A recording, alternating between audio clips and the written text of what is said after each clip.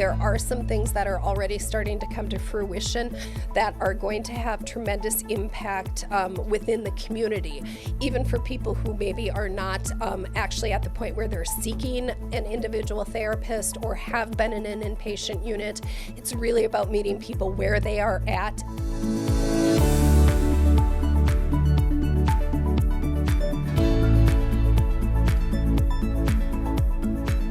Welcome to The Force for Good. I'm Rick Gertzma. I'm the Senior Mental Health Advisor with the Miller-Dwan Foundation. Joining me today for our premiere podcast is Traci Marciniak, the President of the Miller-Dwan Foundation. Hi, Rick. Thanks for having me. Thanks for hiring me. Let's just start with that. Right. Have I told you recently how glad I am that we hired you? Thank you. Yeah. Thank you. I It's appreciate been that. a kind of a whirlwind of a year and a half, probably less than a year and a half. Yes, and yeah, it's less. And a lot really has happened in a very short amount of time. Right. And I'm very grateful. Thank you for bringing me on board. Mm-hmm. So let's start with the Miller-Dwan Foundation. Let's talk about the history of the foundation. I think especially because this is our first podcast, let's talk a little bit about the narrative so that our audience really does understand who the foundation is and the values and sort of the mission of the foundation. Yep. So the foundation actually started in 1973, and there's a really strong history of generosity and philanthropy at the root of who we are. Years back, there was a hospital that was created called Miller Memorial Hospital, and that was actually created by an individual named Andreas Mitchell Miller.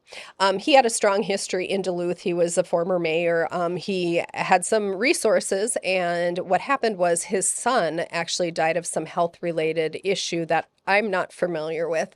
But due to that, he really wanted there to be quality healthcare available for people within the community who really could not access healthcare due to their socioeconomic status or what have you. So he started this hospital called Miller Memorial Hospital.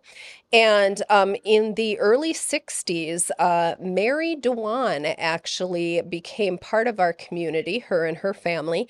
And she was the one who actually made a gift that made Miller-Dwan Medical Center, Miller-Dwan Medical Center. She had actually given a gift to create education an auditorium space within the hospital, and then also a burn unit. And this was the first burn unit that existed in this part of the state. And the reason she felt so strongly about burn care was when she was a child, her father actually was burned in a boiler accident and was sent home with his family, where he ultimately died in front of his family.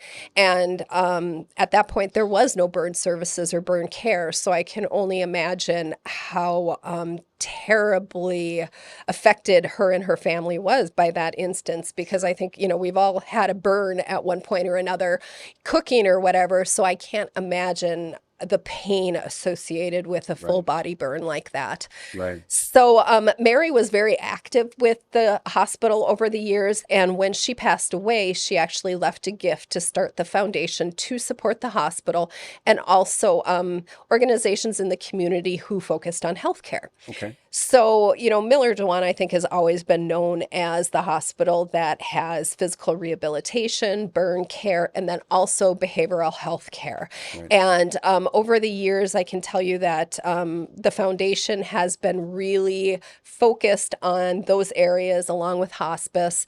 But when we think about behavioral health care, it is one of the few organizations in the state that actually has an inpatient unit that serves both adults and children. Correct.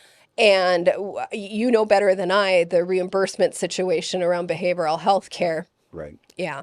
So oftentimes philanthropy is the way that we're able to grow those services to actually be able to meet the need or get closer to meeting the need that exists in the region. Sure. And so the Miller-Dwan Foundation really was associated with the Miller-Dwan Hospital itself. Mm-hmm. And then what happened when all of the mergers started to happen? Yeah, it's kind of a complicated history. So yes, we were part of Miller-Dwan Medical Center. up until the point that Miller-Dwan merged with what is now Essentia Health. Okay. Back then it was called SMDC. And when I had mentioned that Mary Dewan and her family had really wanted a foundation to support the community as well as the hospital, that's part of what kind of created our future by looking at the family's wishes about how they wanted their resources to be distributed.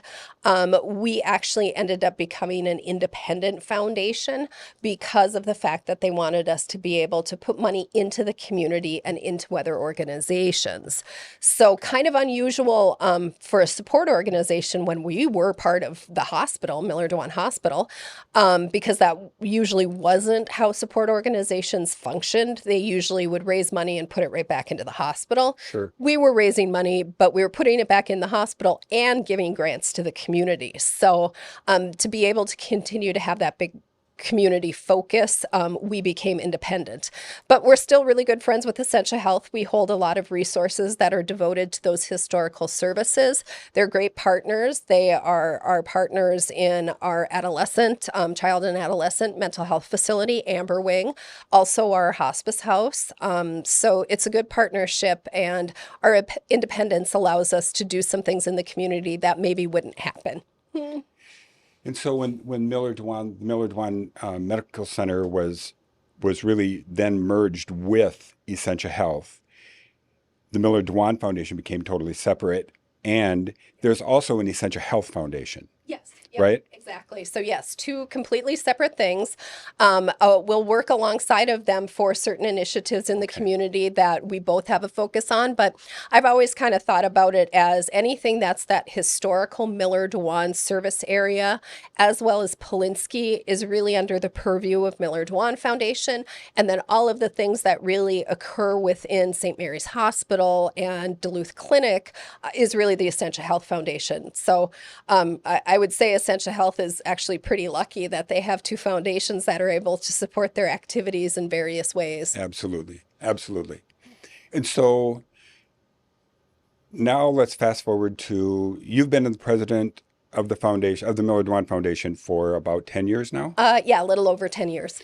And in that 10 years, what changes have you seen? What have you seen that's grown or is different now? Wow, there has been a lot. And I'm not just talking about COVID either. I Right. think everybody knows those changes that happen. But, it's sometimes even down to how people want to support organizations charitably. Generational giving is a lot different when you go from generation to generation. Sure. And then, the healthcare needs continue to change and morph in ways I don't even think anyone can really put their finger on because technology advances so quickly. And then we have things that come out of the blue like COVID. And it really is something that there's always going to be a need, and you have to be quick and responsive to be able to create care options or programming to help meet needs as they arise. And I think we know healthcare finance is totally complex, and the cost of providing care here in the United States oftentimes exceeds what insurance reimbursement is. So, that's again where philanthropy has to step up and help. It's a tough thing for people to understand unless they're in that world Sure. because, they get their hospital bill. It's an extraordinary amount that they don't know, oh my gosh, how am I going to pay for it? And then, the foundation comes around and asks me for a gift. And it's way more complicated than what people see on, the first surface or the first blush of Sure. looking at something like that. It is really important that people are generous and we are able to use those dollars to create things that wouldn't exist because the reimbursement isn't there. Sure. And about I think this is the right time frame. I think about 2.5 years ago, 2 years ago, you made this bold move, really bold, to really enter into a strategic plan Yep. and to really talk about the identity of the Miller-Dwan Foundation, the identity of what the vision was going to be going forward. Can you talk a little bit about that whole strategic plan idea? Sure. It really actually started before COVID. When I had mentioned a few minutes ago about like generational giving is different, people are just responding to philanthropy in a different way and wanting to be involved in a different way. Mhm. So, looking at our organization, we've done some really amazing things for our region, creating a hospice house, creating a kids mental health facility that's off of the hospital campus. Um, but what we knew at that point in time were the needs that existed, particularly within mental health, far exceeded the number of providers that we could bring on. Sure. And then COVID happened, and that exacerbated the problem Right. considerably. I Right. mean, I think we all knew we were in a bit of a crisis before that, but then COVID happened, and that crisis just went through the roof. The number of referrals that the hospital was getting was, more than double at certain times. So it really was about how do you start providing care differently, Right. because we can't hire enough people to get out of the crisis. Absolutely not. No. So No. that actually then started this whole strategic planning process where we brought in an individual by the name of Gary Hubble. A shout out to Gary. He Nice. was a wonderful consultant for us, and really he worked us hard to really think outside of the box and be creative about how care could be done differently in our region through through philanthropy. Sure. So, really, I think part of what made that process so effective was we brought in people from the community to actually work through the process with us. People who'd been involved with us because, they were past donors, past board members, past patients, and they really helped to define what they see in their world as far as the needs, plus how they feel or view the Miller-Dwan Foundation helping with those needs. So were there like focus groups that Yeah, happened? there was, yep, exactly. Gary actually did some focus groups with a wide variety of donors. And then we had this strategic planning committee that was about 10 people, I think. Okay. And so, yeah, there was monthly meetings with that whole group. And then I and the rest of the team had recurring meetings with Gary that they were intense, but he really made us think hard about what can we do? We wanted to have greater impact than what we had in the past. And I really felt like how we had been functioning, while it was good and it was effective, Hmm. it wasn't as effective or as transformational as I think what we could be. And I think that's now the journey we're on. So through the process with Gary that he facilitated, that was the beginning of something transformational. Very transformational. Okay. We all knew, of course, that mental health was the biggest crisis that our community and frankly, probably the entire United States and beyond was facing. Exactly. Exactly. So, if we're going to go full force into doing something that's going to benefit the mental health of the people in our area and potentially beyond, we needed to have the expertise to Sure. start doing that. I have a wonderful team that I'm surrounded by. They're all extremely talented and I love working with them. But what we didn't necessarily have at that point was someone who really had a strong background in behavioral health, not only as a clinician, but also as a manager and an administrator, because we really needed that expertise to help guide us. And that's where you came in. Uh-oh. It's a senior mental health advisor. Yep, Yeah. exactly. Yes. And, for those of you who aren't really all that familiar with Rick, we actually started working together 15 years ago, probably. About, yep, Yeah. 15. As I was part of the whole visioning process for Amber Wings, so it was kind of a similar process with focus groups and getting feedback and talking to community members and where's the gap, where do we see the gap in specifically kids' mental health, because of course my background is child mental health.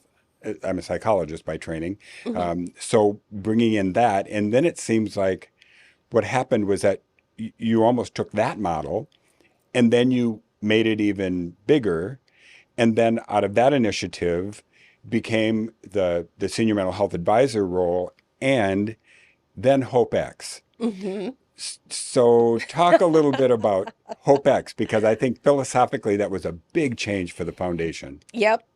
Get prepared to see a lot of HopeX information coming out Nice. because it is the Miller-Dwan Foundation's multi-phase initiative to eliminate the mental health crisis. And we have big plans. And I think that there are some things that are already starting to come to fruition that are going to have tremendous impact within the community, even for people who maybe are not actually at the point where they're seeking an individual therapist or have been in an inpatient unit. It's really about meeting people where they are at and giving them the tools they need to hopefully prevent ever needing a higher level of care. And one of the things I'd actually like, Rick, for you to talk about, we talk about you're the senior mental Sure. health advisor. Sure. Talk a little bit about your background because you have a long history in behavioral health, which made you the perfect person for this job because you come at it from all of these different areas. Well, I've been incredibly fortunate over the course of 40 plus years. My career in behavioral health started in 1982 in St. Peter, Minnesota. I started my career at Minnesota Security Hospital, working with mentally ill and dangerous adults, and so that was sort of the beginning of trying to understand the privilege of being able to work with people, many people at likely the most vulnerable time in their life, right? Whether it's with a serious persistent mental illness. So from there, and over the course of the next 40 years, I think I've worked every possible level of care there is, from adult inpatient, emergency room, residential treatment, inpatient treatment, home-based services. I was part of starting a community mental health center in St. Peter, outpatient program, and then lucky enough to be hired by Essential Health and work pretty exclusively with teenage boys for a number of years at the Hermantown Clinic. Then Amber Wing. So 15 years ago, then fast forward, being able to work in a partial hospital program, part of creating it was called Birth to Kindergarten, has been modified just a bit to more of an infant program, so early mental health. Adoption network, working with kids who have been sexually abused, everything in between there. So then in management, administration, so I could understand the micro world just a little bit better. Mhm. And now back out to macro, where I just absolutely love to be. And thinking about how to take those years and that experience and really help contribute and drive the initiative, part of the initiative of HopeX. Mhm. And so you said multi-phase. Yep. What does that mean? Multi-phase, multi-year. Talk Yep. more about that. So, clearly behavioral health and substance use is a very complex issue. Correct. There's no one size fits all solution for it.